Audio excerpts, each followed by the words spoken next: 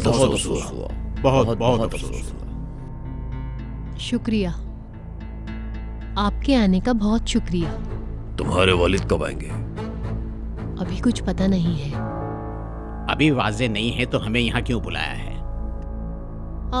नहीं, आप सबको मैंने यहाँ बुलाया है क्योंकि ये काम इसी तरह जारी रहेगा जैसे मेरे बाबा मौजूद हैं। कारोबार कौन चलाएगा?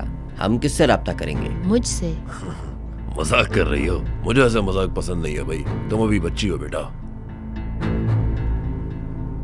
मौजिद साहिबान, यूं किसी को कमतर समझना अच्छी बात नहीं है। नजर साहिबा हर काम कर लेती हैं, ये बात अपने जहन में रखिए आप, और उनके उठाए हुए हर कदम में मैं उनके साथ हूँ। माफ कीजिएगा मगर आप कौन साहब हैं? इस्तांबुल में पहली बार देखा है आपको। हमारे साथ पहले काम किया है आपने या कोई नए बिजनेसमैन है? आप लोगों ने हमारे साथ ये सही नहीं किया। अब तो मुझे ये लग रहा है कि ये बिजनेस किसी और के साथ ही किया जाए। मैं लड़का होती तो ऐसा ना होता, यही है ना? बिल्कुल ऐसा ही है और ऐसा होना भी चाहिए।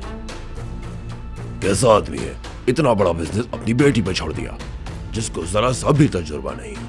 आप लोग हमेशा। ठीक है नजर साहिबा, मुझे लगता है कि इनको सोचने की जरूरत है, इसलिए आप लोग जाइए और इस मौजू पर अच्छी तरह सोचिए। अगले हफ्ते फिर से मिलते हैं, क्या ख्याल है? इस्तांबुल के सारे बिजनेसमैन मर गए हैं जो हम आपसे मिलेंगे दोबारा। बिजनेस करना होगा तो कहीं भी कर लेंगे। चलो भाई चलो चलो भाई चलो, बहुत हो गया।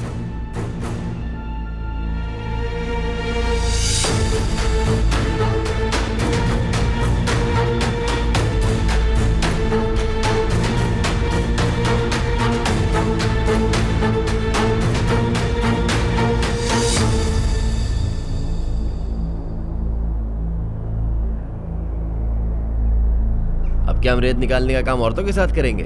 चलो इससे अच्छा घर पे जाके खाना बना लेते हैं।